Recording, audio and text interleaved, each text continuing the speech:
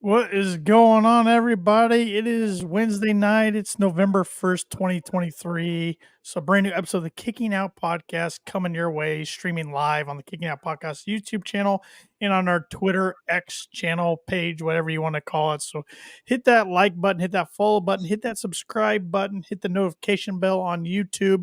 And if you're listening to this podcast at a later time on your favorite podcast platform, hit that subscribe button if you haven't already. Hit that 5-star review button and leave us a review as well. We really appreciate that. With that said, I'm Tanner Lee, co-host. Austin Shepard in the house tonight. No Paul Zartman, so it's just another two-man crew.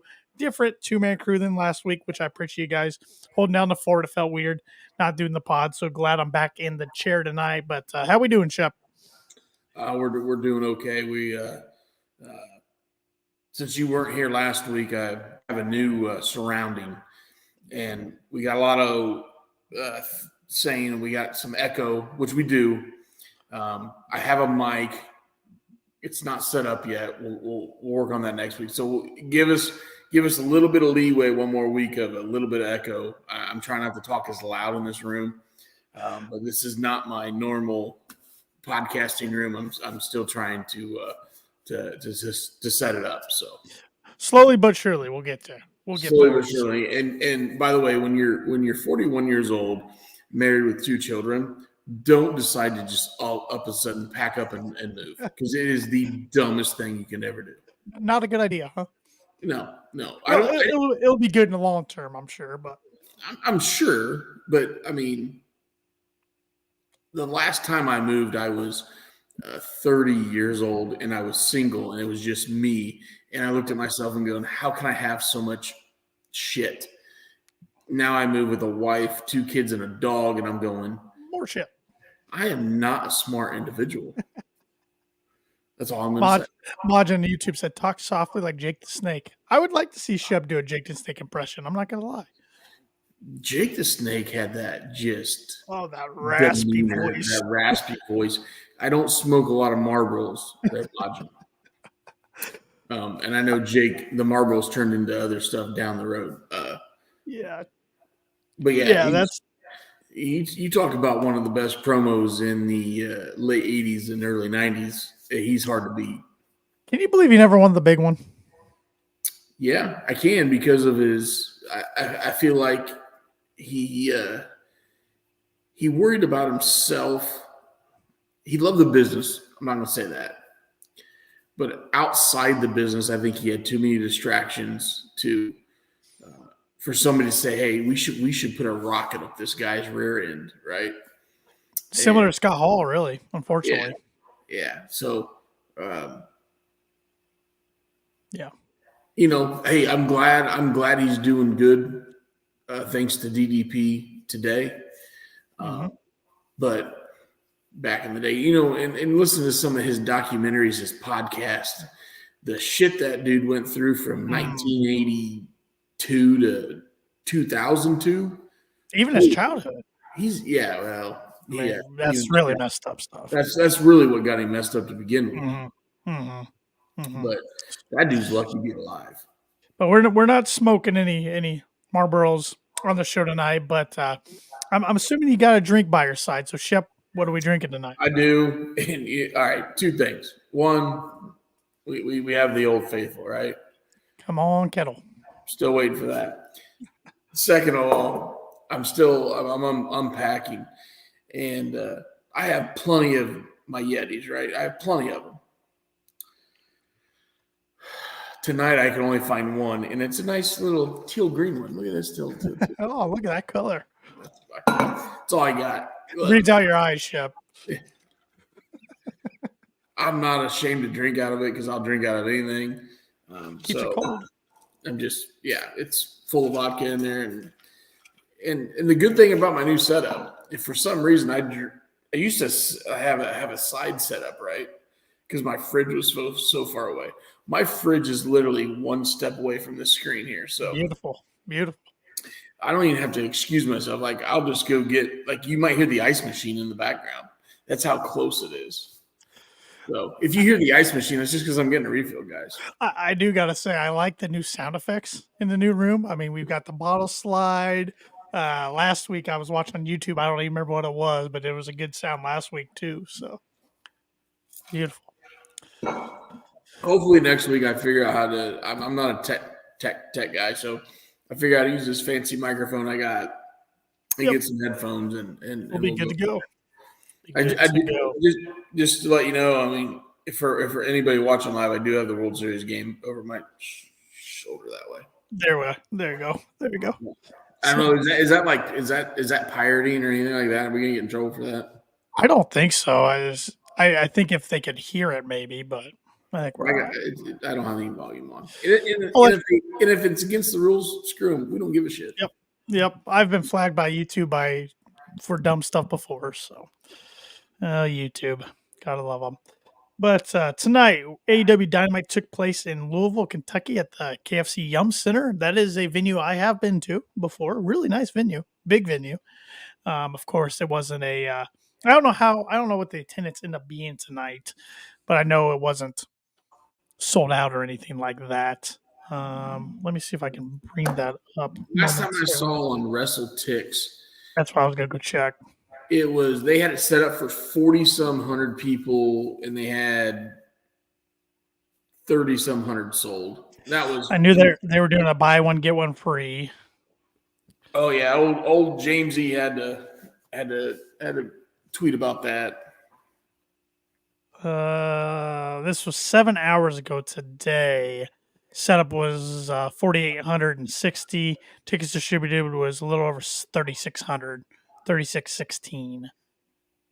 So a little over. So there was 1,244 tickets at 7 hours ago. So look, Lower Bowl was full. Mm-hmm. On television, it looked full. There was a couple empty seats you could see on television, but yeah, decent crowd. I thought. I mean, we've heard louder, but we've heard more quiet crowds too. Yeah, there was only one part. There was one entrance that I thought was really, really quiet, and that was Brian Cage. So we'll get to that momentarily. Yeah. Tonight's show kicked off with Renee backstage with MJF. They're speaking. She asked him what three partners you got to pick tonight. He's like, well, I got to talk to my bro Chacho first. Adam Cole pops up on the TV monitor there on video chat. Cole says he's hanging in there. Calls MJF the greatest AEW World Champion of all time because he now officially has the longest reign as AEW World Champ that he defeated Kenny Omega Saturday in Collision, which was a hell of a match. I know a lot of people are mad that they kind of fast streamed that match and didn't build it for a future pay-per-view, but it was a hell of a wrestling match. He said he wishes badly he was there as he feels the world's gunning for MJF, but he tells them to consider Smojo's offer. Then we see Roddy Strong and Bennett and Taven come in, and Roderick's yelling at Adam, of course. He asks if they're still pretending that MJF wasn't the devil after MJF goes off the screen. Cole turns off the camera. However, after he turns off the camera, the devil pops up on the screen. So we're starting to see the devil more and more. Any theories on who you think it is? Well, there's a couple, but the one that came out in the last 36 hours was Britt Baker. That would be interesting, wouldn't it? And because and I'm not a big rap pop music guy. Is it Doja Cat? Doja Cat, correct. Did her famous song had kind of all the AEW stars in the background, did like a video, right? All women, yep. Britt Baker did the devil horns.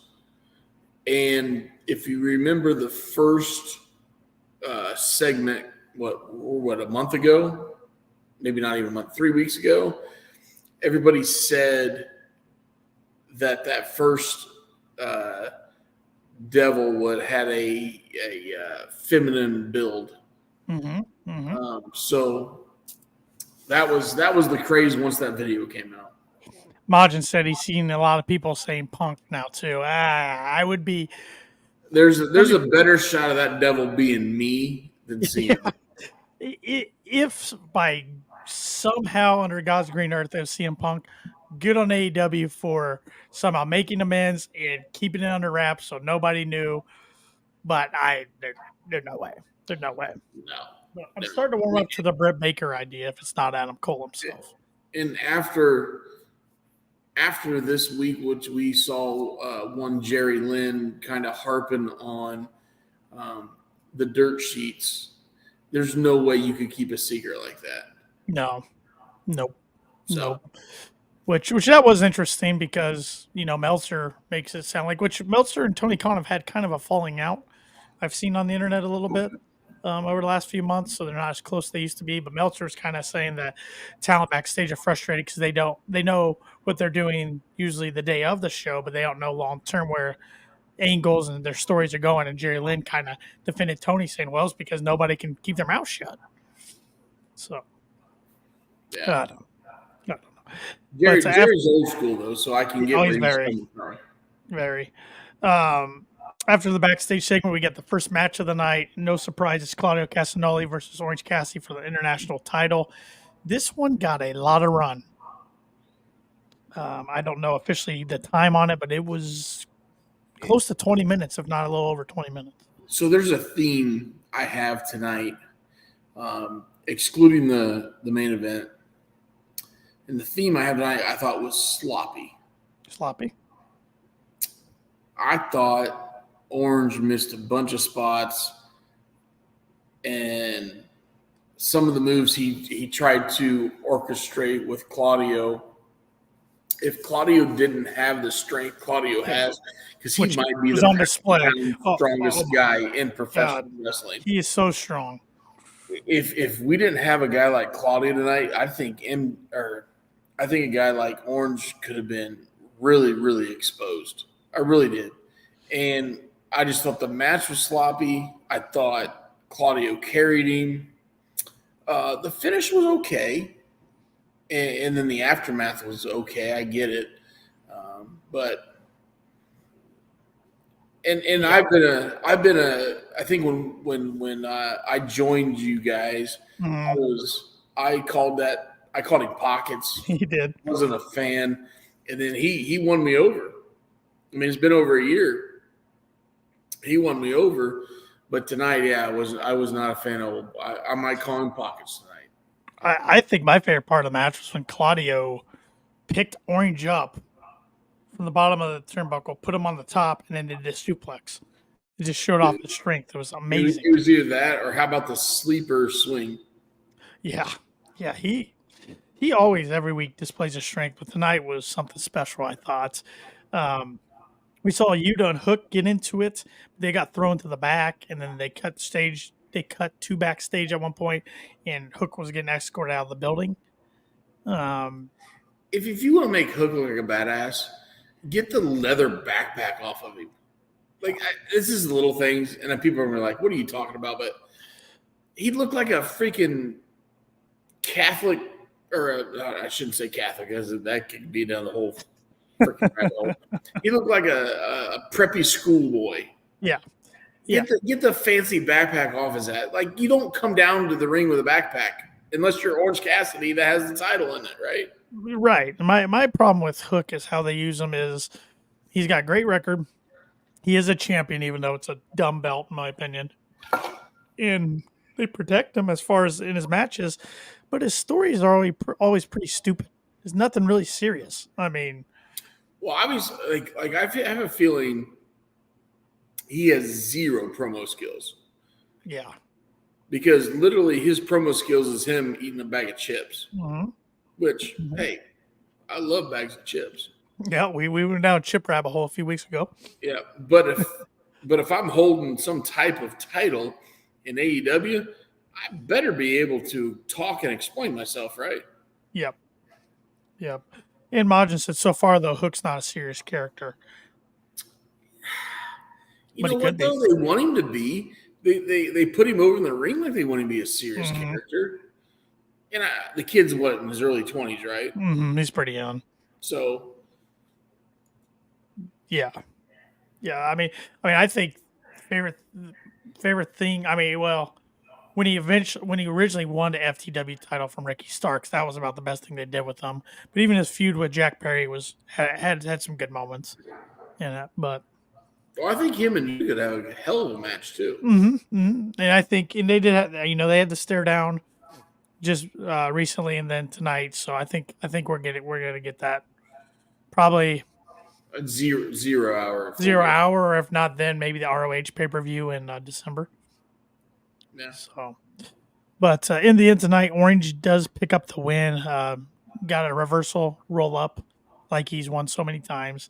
After the match, though, Moxley makes his way out and gets in the ring with Claudio, but Orange Cassidy, out of character, sprints into the ring, tries to fight Moxley. Moxley just beats the tar out of him to where Claudio finally pulls Mox off.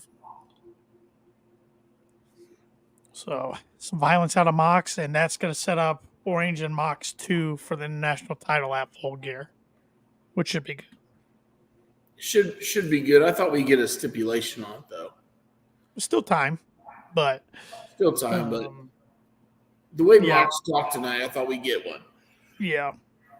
Majin here says, much like Pillman Jr. does in WWE, Hook has to find himself. He can do that by distancing from his dad, though. Well, if you're going to do that, then get rid of that damn belt. That's a good point. Yeah. And change the colors up a little bit, too. Up next, and I enjoyed this throughout the night. They kept following MJF around. This reminded me of a storyline we'd seen in the Attitude Era or even on WCW Monday Nitro, that they would start some at the start of the show and follow it as the show progressed. He was shown knocking on Kenny Omega's door, but it's Jericho who answers. And he says, "Kenny there?" Jericho slams the door on him. He goes, "Asshole." Starts to walk off. Then we see Wardlow out of nowhere come up, grab MJF by the neck, put him up against the wall. And he said MJF took everything from him, so he's going to take everything from MJF when he least expects it. Walks off, which I love that. Wardlow, short, sweet, looked like a monster. Perfect. He did, and MJF sold it perfectly. Yes, he did. He sold everything backstage perfectly tonight. And then as he walked off, then the Acclaimed shows up and asks to team with him, and he just walks away, which got a damn it Max out of Bowens to Caster.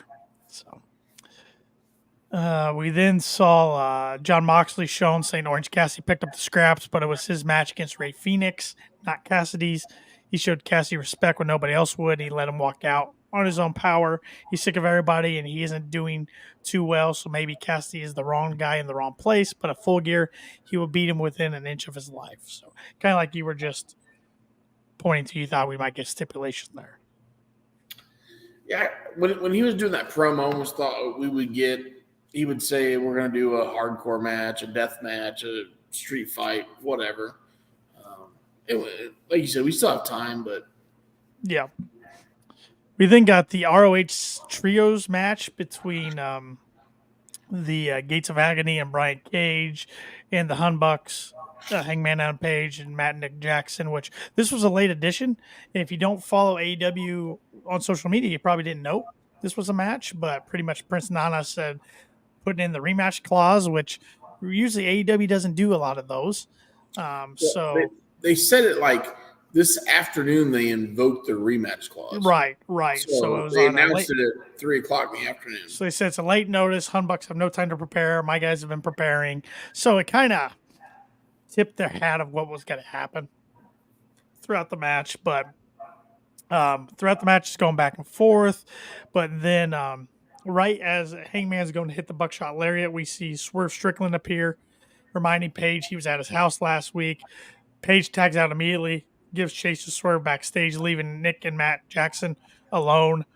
But Nick's actually alone by himself at that point. He takes down all three men with a series of super kicks, but the number games outweigh him. Brian Cage delivers a clothesline, then a suplex back into the ring. The numbers end up being too much at Gates of Agony, send Nick into a powerbomb from Cage, who then delivers a big knee strike. Gates of Agony then slam him down again, and Nick's not able to count out. So once again, your winners and new ROH six-man champions, Gates of Agony and Brian Cage.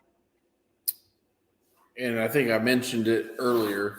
Well, I mentioned earlier here on the quiz. That was earlier here. The crowd reaction when Brian Cage and the Gates Agony came out were Crickets. It was quiet.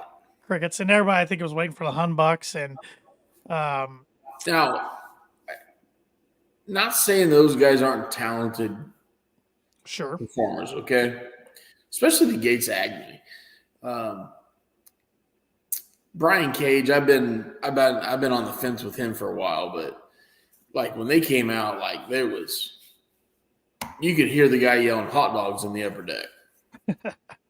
Let's put it that way. Interesting decision, I think, to get these trios titles off the Hun Bucks, even though, Hangman's in a story with Swerve. The Young Bucks are number one contenders for the tag titles, even though we haven't heard anything about it since they won it at the pay-per-view in Seattle. Wrestle Dream. Wrestle Dream, thanks. It's escaping my mind.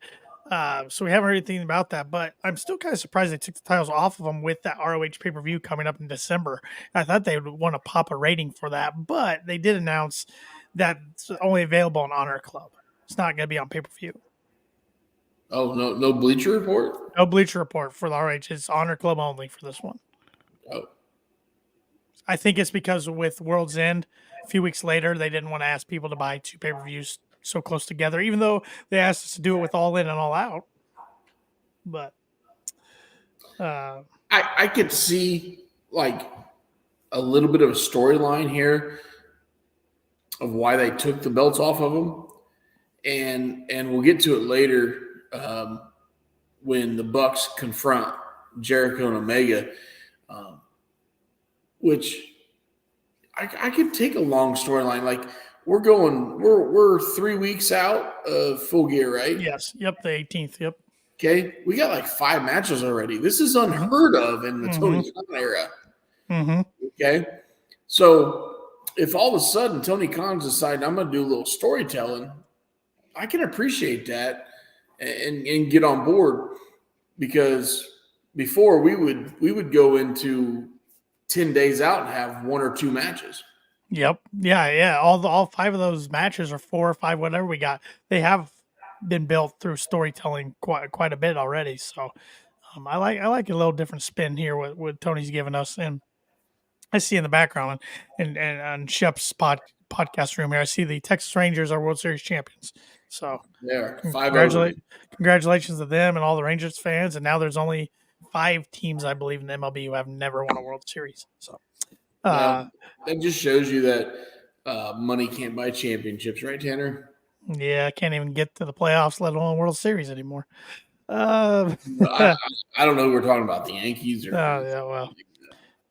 I used to have it hung up back here somewhere, but it's not up there anymore. So a couple comments here. Majin on YouTube. Swerve's following through in what he originally said he'd do. He's systematically taking everything from Hangman one by one. Yeah, it's getting real personal. So one of the best feuds going on right now. Yeah, they're both guys are telling a great story there. Majin also said they're talented, but what they aren't is over. Talking about Gates of Agony and Brian Cage. Yeah. Yep, can't argue that.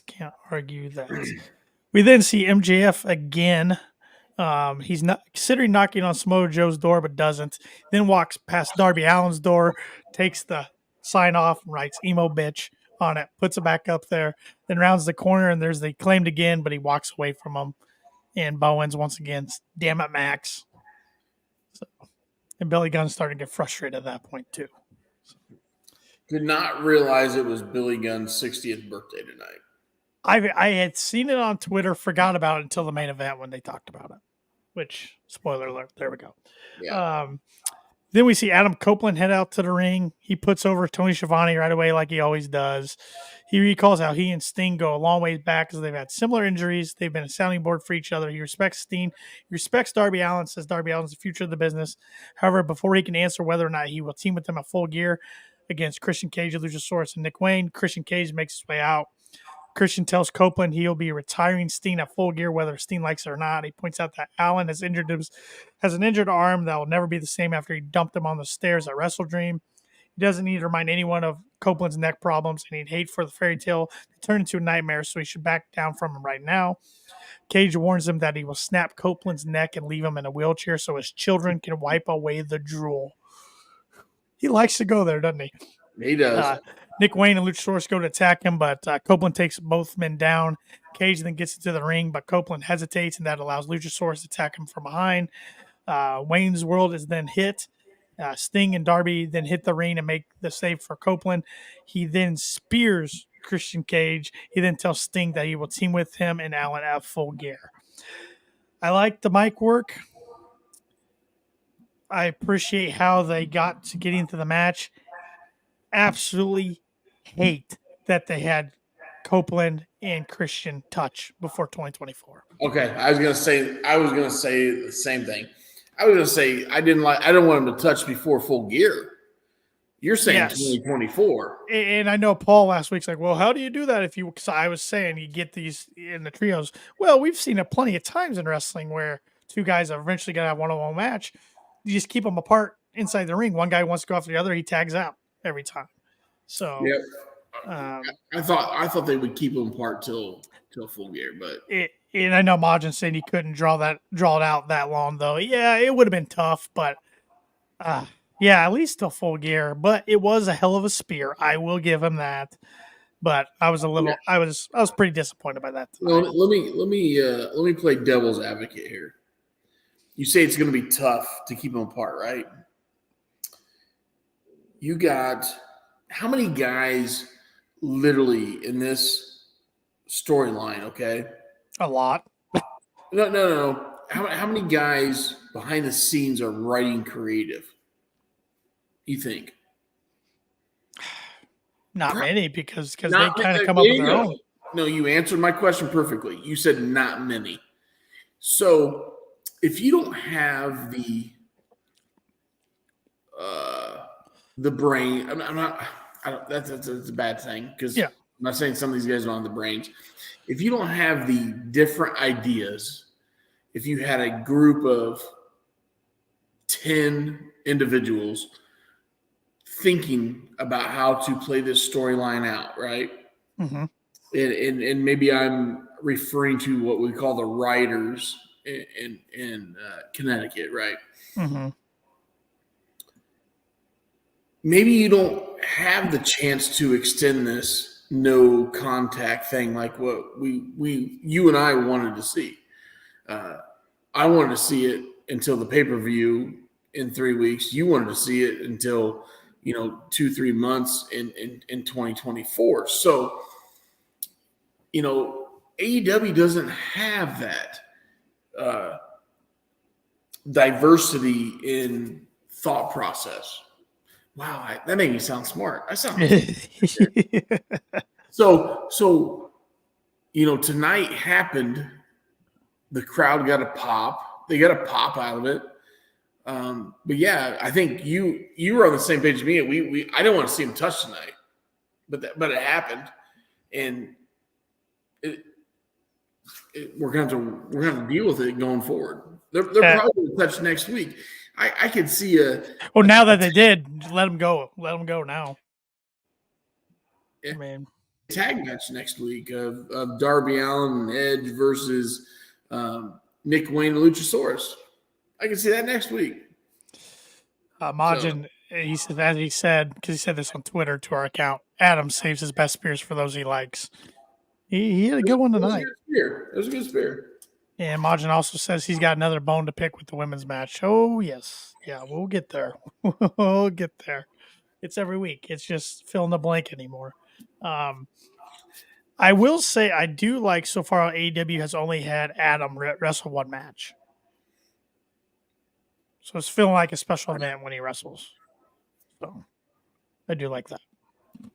He replaced CM Punk. Let's be honest. Yes, he did. He replaced CM Punk.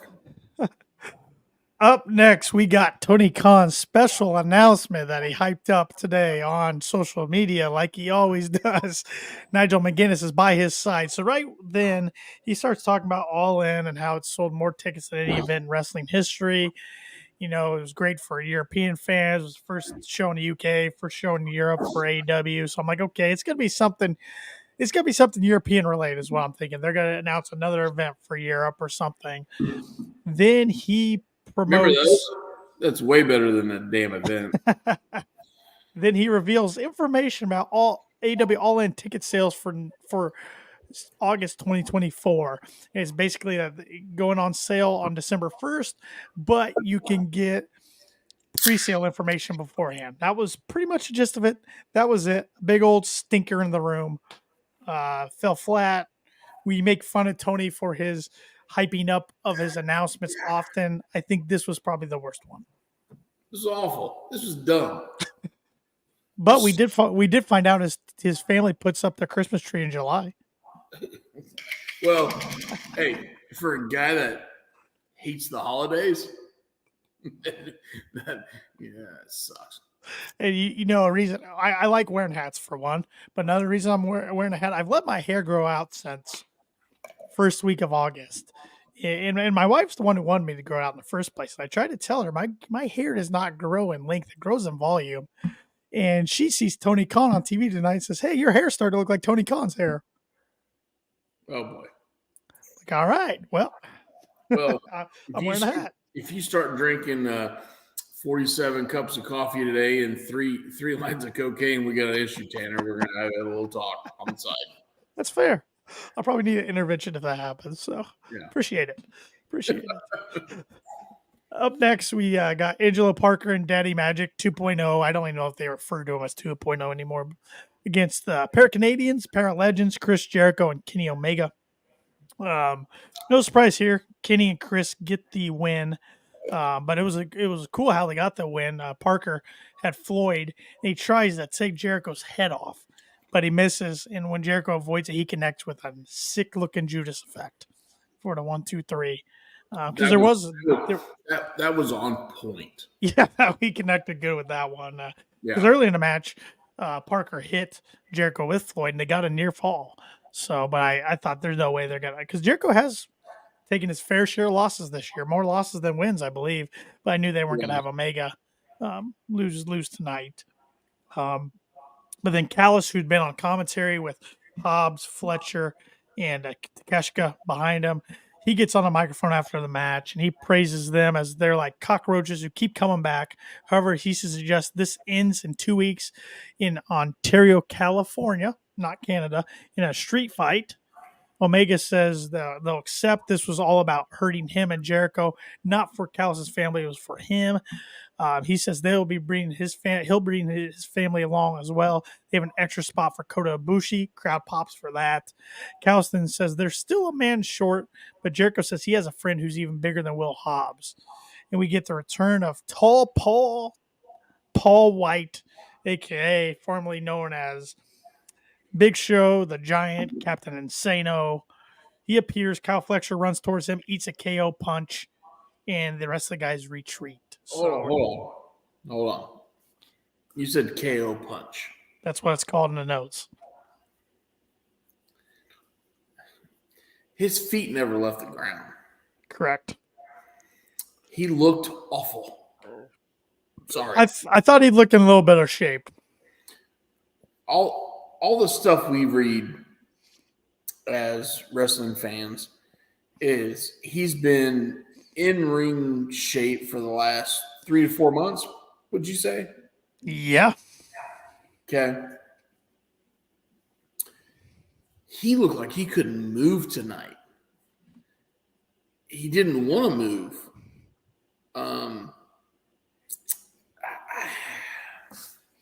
Look, I know he said he's got 1.5 years left in him.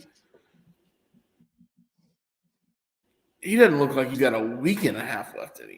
Yeah, it's going to be interesting to see how he moves in 2 weeks. I mean, we haven't seen this guy. Last time I remember him being QT Marshall at the 2 year in 2021 All In on the pre-show. I don't remember him really doing anything since that. The only thing that's going to save him is it's in a gimmick match. It's in a street fight. Right. So. Mal just said he had a leg brace on. It's probably a small injury or something too. Yeah, he's always banged up. I mean, he has, I think, fake hips, fake legs. He's kind of like Hogan. So he doesn't have the fake back. You know what, though? Hogan with a fake knee and a fake hip damn near headline WrestleMania. So, Yeah. Yeah, and he also said that his son almost was in WrestleMania last year, and don't think that was the case. Terry's out there a little bit as I didn't see that one. his old age. Yeah, he was on the Insight with Chris Van Vliet, and he said some things that just are not true. I don't know why he keeps doing this in every interview he's in. He just says things that people can go check, and they're not true at all. I don't know what he's doing, but I don't know if he's literally just can't remember or if he's just trying to get clickbait headlines. I don't know. Hogan didn't have the internet in the 80s and the 90s pretty much. So That's true. That's true. But Tall Paul is back on AEW television, which we no did. More did you see that in the intro? No more BS. So obviously, big show. And that's been his intro since he's been in AEW. Yeah. So, yes, we did. Seen it. We did a quiz. Our quiz this week is all of the big shows of WWE opponents on the the big four WWE pay-per-views. So Rumble, Mania, SummerSlam, Survivor Series. So from 1999 through 2017 is what the quiz is. So go check our YouTube channel out. It's a stupid quiz. It was pretty difficult. So it's stupid. Go check out our YouTube channel and see if you can beat myself or Shep, or both of us, and let us know how you did. So, and let us know if you have any quizzes you'd like to see us take, because I'm always looking for some each week. Last week was our Paul of KLP, who couldn't be with us tonight. Paul Zartman, the wise man. It was his quiz last week. So this week I was back on it and did better than I did last week. Last week I was awful. You two killed me. So we then see Renee Paquette backstage as Jericho points out Paul Wight is their friend, and they're talking about friends. You see the Young Bucks being aggravated in the back, and Matt Jackson asks Kenny why the Elite got their back together in the first place and none of them have each other's back. He wants to know who invited this prick, he says, pointing to Jericho, into the locker room. They haven't forgot what happened to their father, which I had. I forgot Jericho attacked him on Dynamite 2 years ago. Yeah. So that's nice that they're bringing that back up. That, AEW doesn't shy away from history like that. Jericho points out they won and the Bucks lost. Jackson says Jericho will screw Kenny over just like Callis did and walks away. So I like this segment. It was a good segment. I did too. It was all of your EVPs. If you notice that, all of your EVPs were in one segment and they're going against each other. Yep. I kind of liked it. So. Yep. Yeah, and I like the Elite when they do good stories with the Elite. Just when they get back together, things are going good. We're starting to see some cracks forming the foundation again. Yeah. I like that. I like that. And I love that Jericho's the one getting in the middle of it all. Yeah, it's different. And there's history there. And earlier when Jericho slammed the door in MJF's face, there's tons of history there between those two guys. So I like how AEW puts that in there now and then. They don't forget about what they've done in the past. Wardlow MJF, we saw that too. So, yeah, good stuff. Good stuff. What wasn't really good stuff tonight, and I'm ready for Majin to unleash on this because he said he's got a bone to pick with it. Akira Shida was defending her championship, her AEW Women's World Championship against Willow Nightingale. Even though Willow just lost the other night, let's put her right in the women's match for the title. Why not? Two women shook hands to start the match. Nightingale was showing off her strength advantage a couple times. It's going back and forth. In the end, Nightingale hits a big clothesline. The two exchange pinfall attempts, which allows Shida to nail a knee strike, followed up by the katana for the 1-2-3. After the match, Shida shows respect to Nightingale, who accepts her handshake. She put her hand out. We then see Luther, the butler. He is officially on the roster page as he spells his name differently now, and he is the butler. He puts they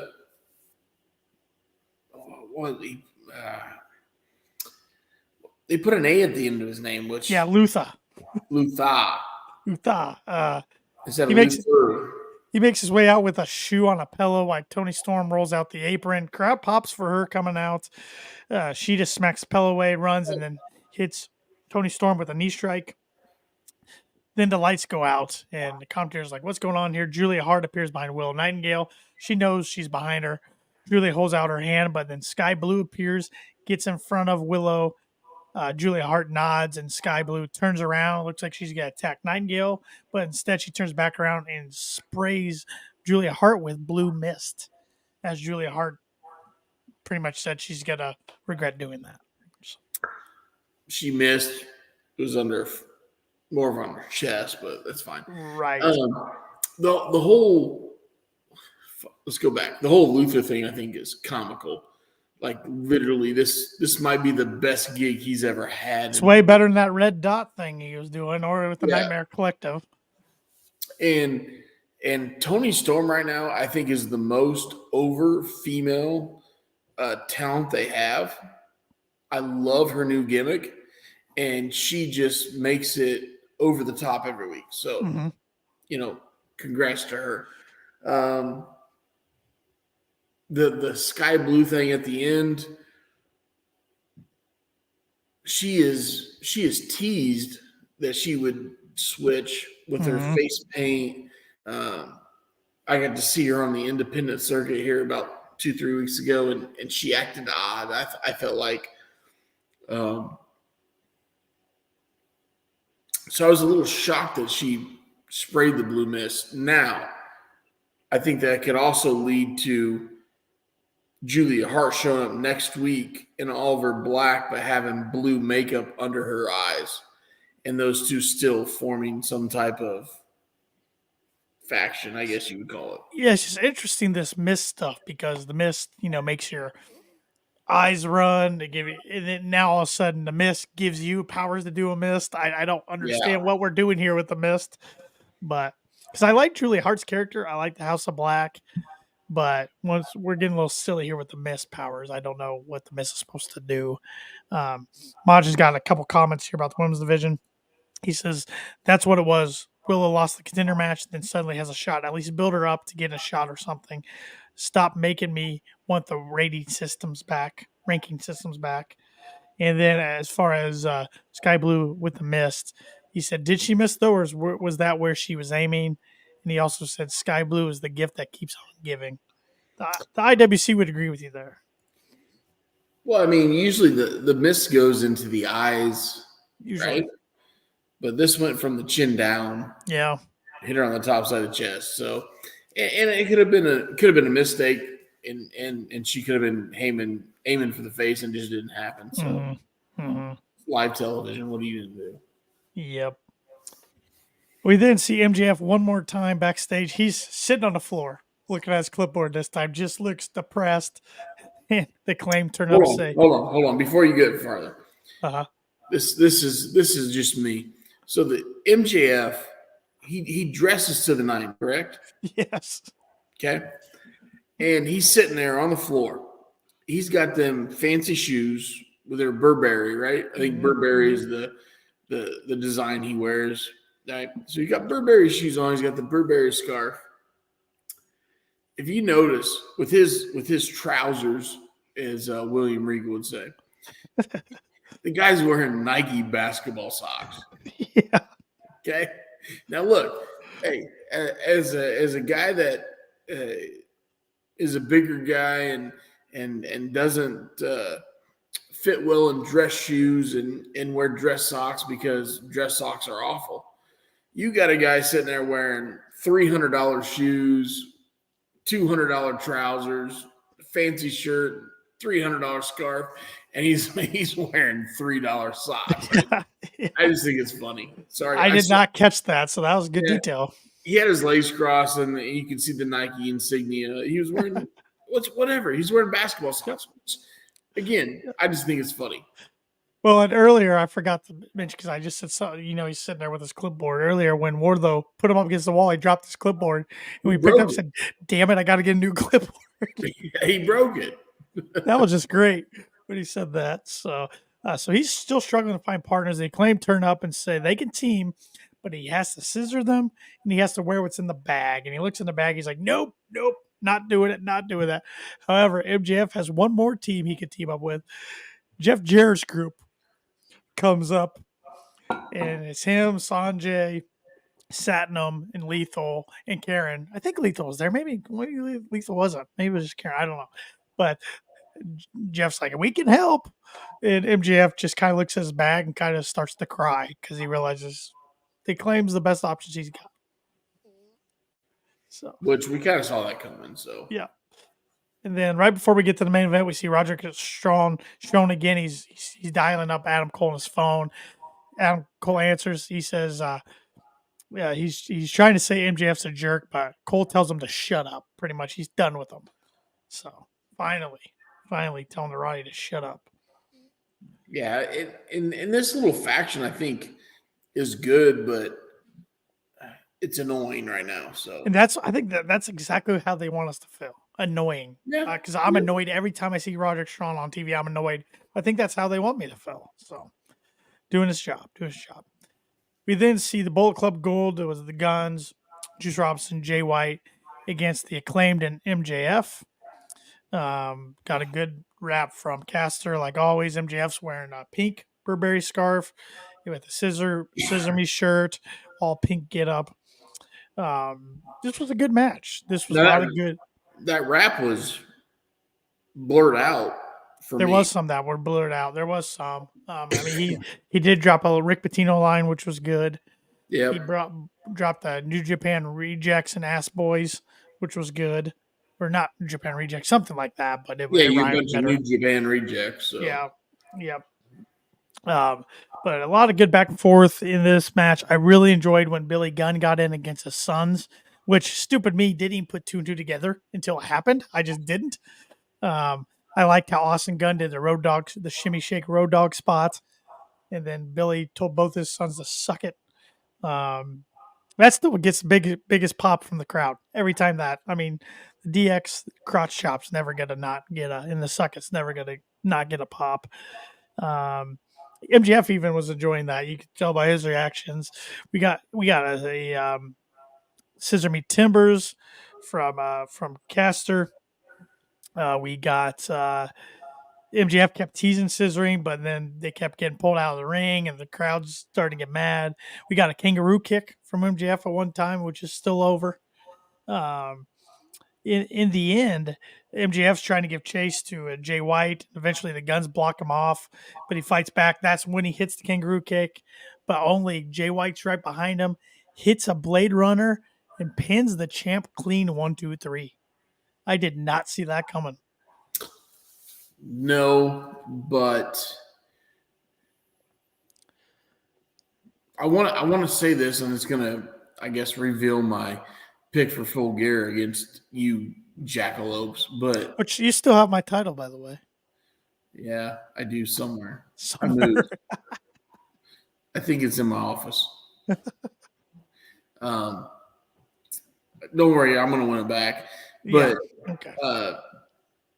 I think it just builds the story for MJF at Full Gear when he pins him clean. He pinned Jay White clean, for the title. So, yeah. Like at first, I'm like, this is stupid, but I'm like, ooh, this is gonna work. Like maybe we're getting a little bit of storytelling from Tony Khan, and I'll be the first to say that I always used to harp on him because he didn't do any of it. But all of a sudden, we're 3 weeks away and we got 3, 4, 5 matches. Okay. All right, Tony Khan, you crazy oil tyke. I get it. Well, and you can tell how highly he thinks of Jay White because he's built Jay White up really, really strong since he came to AEW. Hadn't lost many times. And when he has, it's been to really good opponents. What do you think about Jay White? I mean, he held the New Japan title. Okay. There's if New Japan decides to put the heavyweight title on you, that is something. Okay, let's be honest. There's not a lot of people that they put the title on that were shit in this business. Good point. So there's something there. Post match, the Acclaimed stopped Bullet Club Gold from attacking MJF. However, Jay White was had the title ready to hit MJF, but Caster came in, took the bullet for him. MJF then chased them off. So he turned to check back on Caster. Despite being down, Caster still was holding the scissors up, wanted to scissor, but MJF knocked it back. That led Billy Gunn to get in MJF's face and scream at him, "Look what this guy's done for you, and you still won't. You get over there, you scissor him right now." So MJF still act like he's not going to do it. Then he puts up the two fingers. The foreman ended up scissoring in the ring as we go off the air. Yeah, you figured it was going to come, and it was going to do that after he treated them the whole episode. So yep. So it's interesting with MJF. We are seeing, he and Cole become close. He's starting to get feelings for Cole as a real good friend, and then we see Caster taking the bullet for MJF. MJF starting to warm up to all these people. He is, but he's doing it perfectly fine because he's the face, but yet he's the asshole. That's why he's our scumbag. Yeah. Scumbag. Perfectly. There you go. I shouldn't say asshole. I should say scumbag, but perfectly. He's playing a heel and a face at the same time. You tell me what a superstar or professional wrestler has done that in the last 30 years. Not very well. There's not many guys who can do it. Nobody. Yeah. Maybe The Rock is the only one. Maybe. Yep. And as a champion, nonetheless. Yeah. So he's figured out to play both sides. Yep. That's how talented that 26-year-old dude is. Another positive tonight, no Ric Flair on television tonight. Would you say positive? I said positive, no Ric Flair. Well, I mean, come on. Hold on here. I didn't mind. I'm not the biggest. I think Flair is the greatest of all time, but, all the accusations and that have come out soured me on him a little bit. But I didn't mind him showing up last week because you could tell that meant a lot to Sting, and Sting was happy and everything. But I don't want to see him on TV all the time now through March. I don't need that. I don't think you need him every week. You're right. But we need him twice a month, probably. We'll probably get that. Majin saying Stone Cold was always a tweener. In a way, he was. Well, he started out as a heel, and then when he beat up his boss, the crowd turned and look, we all want to beat up our boss, right? Right. So, yeah. Yep. So, all right, Shep. What was your? Let's go. We want to do rating or a wrestler first? I'll give you the pick. Do I get to pick first on either one? Yeah. Let's do wrestler then. All right, go for it. MJF. Okay. And it wasn't his in-ring work tonight. It was the backstage segments, his demeanor. I mean, he saved this show. He saved it. So, yeah, good stuff. I'm going to go with the guy who pinned him clean tonight, Jay White. I mean, he's elevating himself as one of the top heels in the company. He is, but he only worked maybe 3 minutes tonight. I know, but he got the big moment at the end. I mean, he pinned the world champ clean. Not too many people have ever done that to MJF. So now, your pick will be great if they extend it into next week going, hey, I'm holding the triple B and I pinned you. You know what I mean? Right. If they just snowball this feud into full gear. What do you think of some of the matches we're getting on Rampage and Collision? I saw Rampage was pretty good. Yeah, we're getting that triple threat of high-flying luchadors, Kalisto, Vikingo, and Penta. Yeah, Vikingo was injured. He's back, so I love that he's back. Speaking of luchadors, did you see where one of them signed full-time to AEW tonight? Was that Commander? No, it was not. It was the one that's part of Rush's group. I'm looking it up right now, so I don't. It was Drilistico signed full-time to AEW. who's part of Rush's group, part of LFI. So we're getting that match. We're getting Garcia against Trent. We're getting. I don't remember who the. There was a women's match, wasn't there? Yeah, there's a women's match. I don't remember who it was. I thought it was Sky Blue, but I could be wrong. Probably right. She's usually a safe bet for Rampage. And The Guns are against The Guns are Seidel and Christopher Daniels, which is odd to see him starting to wrestle more and more. Collision, we're getting Lance Archer, which I'm all for. Always be on TV against Darby Allin. So it's one of your big guys against little guys matches. I hate that. I know you do. That's why I brought it up. Especially when when you got Darby involved in a really big feud with Christian and Edge. That's dumb. Sorry. Yeah. Yep. Like Monch, all for Archer to lose. Yeah, that's what they do. Which Archer's over. Like Archer's not a bad guy. Like I could see him doing some really good things. Like I watch a lot of his New Japan stuff. And he's over there. Overseas, he's over. Yep. But he comes over here and they don't know how to use him. No, he's in the heat him up, cool him off. Heat him up, cool him off. Yeah. We're also getting the 69-day celebration of the trios titles for the Acclaimed, which that'll be entertaining. Makes sense. I don't know what else. I know it does sound like Bryan Danielson's on the shelf till 2024 with a broken orbital bone, which it came out. He did not break it in last week's tag match.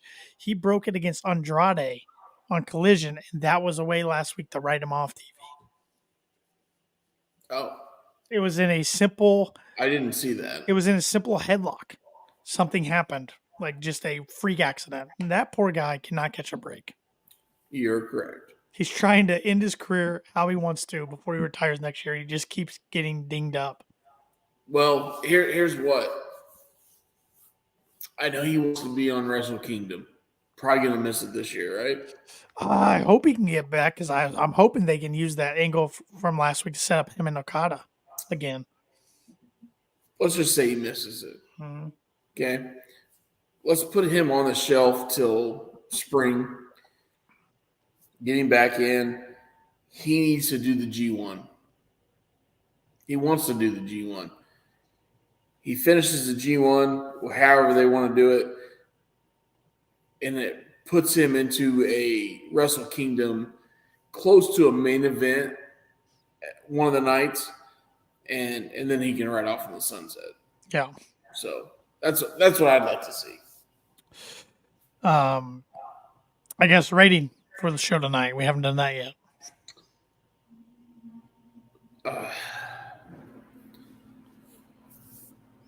6.2. Oh my gosh. It could have been so much better. I thought there were so many sloppy moments tonight. And it was not the in-ring it was not the backstage work. Yeah. Sorry. Almost said in-ring work. It was not the backstage segments. I thought those were entertaining. It was like I thought the in-ring work tonight was shit. So yeah, my rating's a little disappointing this week compared to last week. I know I was like 8.8 last week. I was real high. Yeah. You guys were like, "What the hell's he smoking?" I'm like, "I don't know. I just enjoyed everything last week." This week's show had the potential of really being damn good. Yep. You had all the stars on there. I'm going to keep it in the 7s because that's low 7s about as low as I go. It seems like I think I've gotten 6s before when I've been real pissed off with something, but I'm going to go 7-4 tonight.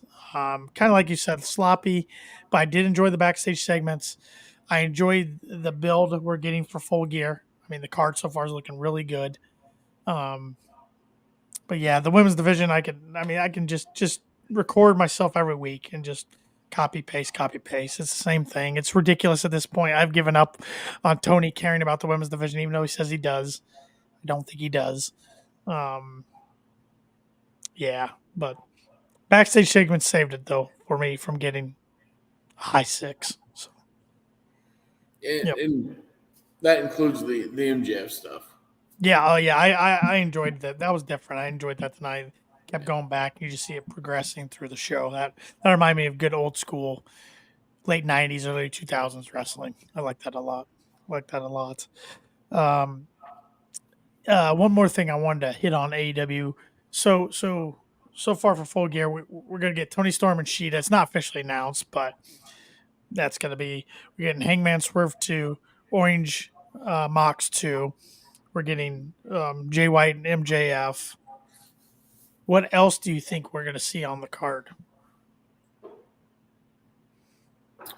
Um, Oh, and we're getting the trios. Excuse me, Adam Copeland, Sting, and Darby versus yeah, Luchasaurus, Christian, Nick Wayne. So there's 5 right there. So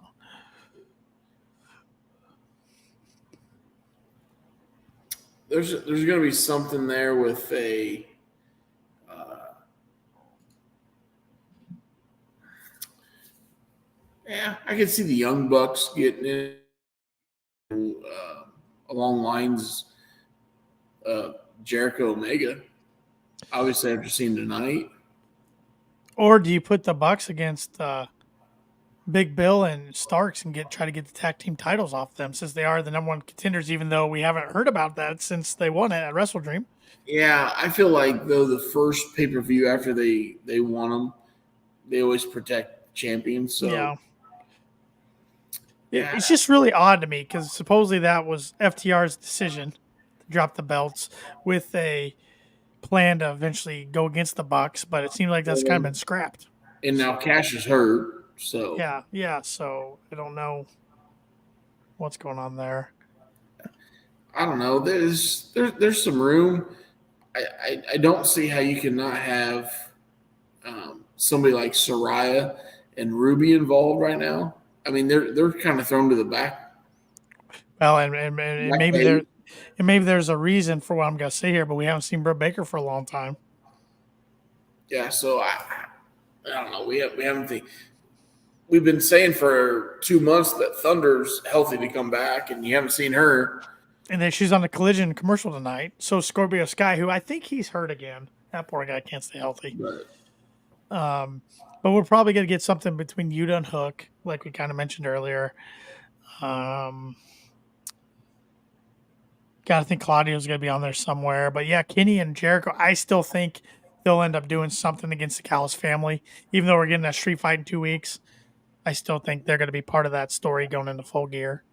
Because Sammy Guevara's still on the shelf with a concussion, even though his wife should be having a baby pretty soon. So maybe that's part of it too. Pretty soon, but he was having some serious concussions. So you want him to get healthy, especially with the style he wrestles. You want to make sure he's healthy and good to go. I don't see Jack Perry coming back before Full Gear. I could see him debuting a Full Gear. Mm-hmm. Yeah, re-debuting. Yeah, returning. Yeah, we'll see some probably returns, if not debuts, of Full Gear. I don't think we'll see any WWE releases, the last cycle of releases, until December. So I think that's when the 90 days are up, is in December. So we could see it at Winter is Coming. We could see it at World's End, which is December 30th. And there's only one guy that really, I think, will show up, and that's Dolph Ziggler. Yeah, which probably showed up as Nick Nemeth. Nick Nemeth, yeah. Probably, unless he's something else.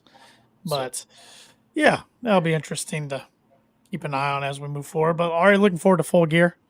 So it's from the Forum in LA, so it should be a good crowd out there. Majin says, I know we got the Acclaim tonight, but man, part of me wanted to see him recruit the other pillars. The 4 pillars uniting to run Bullet Club Gold back would have been great to see. Yeah.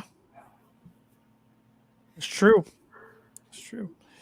That could have been a really good storyline, but I don't think it had a lot of depth. And assuming, I'm not trying to show our cards here yet for the predictions in a couple weeks, but assuming MJF retains at Full Gear against Jay White, who's his opponent going to be at World's End in his backyard, Long Island?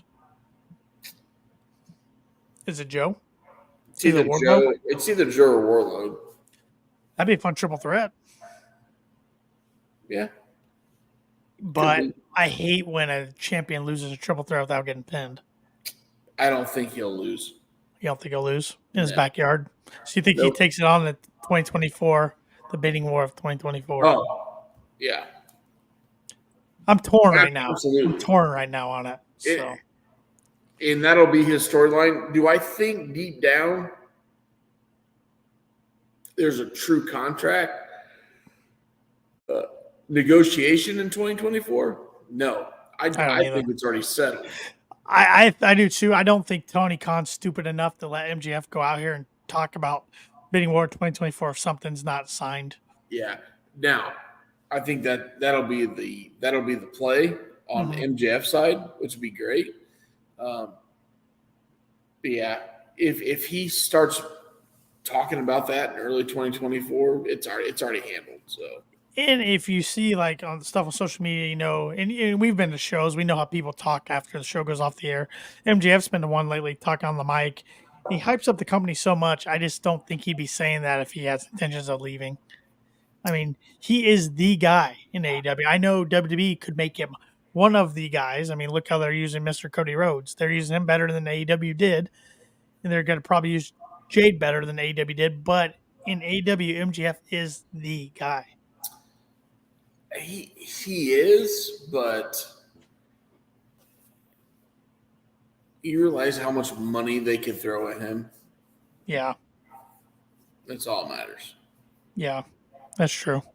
That's true. Any other thoughts around any other promotion or anything? I don't really have anything to hit on Cody because he was barely on Monday Night Raw, and it was the same old stuff with the Judgment Day. Yeah. You know, they got Crown Jewel this weekend. He against Cody, Priest. So Mom said when Punk was in AEW, he was defending AEW from Punk and promos and that too. Yeah. Yeah. Yeah. So. Yeah. Nothing really to talk about on Cody and your uncle Vince's company. So it's just a little short week. Did you see the latest video or picture of Vince McMahon over in Saudi with the Undertaker? I saw him getting interviewed with Taker by his side with his cane. Vince had a cane. Yeah, he's not looking too good. Yeah, he had the cane and the mustache. Oh yeah, he's got that Gomez Adams mustache going. And you know, hated each other. Now they're business partners, and it's funny how they all of a sudden like each other. Yeah. So money does funny things to people. It does a lot. Well, when you say money does funny things, when you know we're talking $10-15 between us, they're talking 10-15 million to 10-15 billion. True. You know when you know. That's a good point. A little different. That's a good point. But anything else, Shep, as we get towards wrapping this up? No, we're good. We're ready to rock. We are ready to rock and roll. We'll be back next Wednesday night to kick out another podcast, another brand new episode of the Kicking Out Podcast. Another quiz will be coming your way next week. Check out our latest quiz on Big Tall Paul, formerly known as The Big Show. Paul Wight. Shep and I, we could have done better. Well, that's a little spoiler alert. We could have done better, but a little dumb. Go check out our YouTube channel. Subscribe to our YouTube channel if you haven't already. Take that quiz. Let us know how you did. And if you have a quiz you want to see us take, let us know. We'll get that going too. Subscribe to the Kicking Out Podcast wherever you listen to your podcasts at. If that's Apple Podcasts or Spotify, give it that 5-star rating and give us a nice review. We'd really appreciate it. Get some Kicking Out merch, some KOP merch from the kickingoutshop.com. And with that said, follow us on social media. You can follow me at TannerLee92. You can follow Shep at TheShep27. And you can follow Paul Zartman, who couldn't be there with us tonight, at Paul Zartman921. Join us next week, same time, same channel. Have a good week, everybody.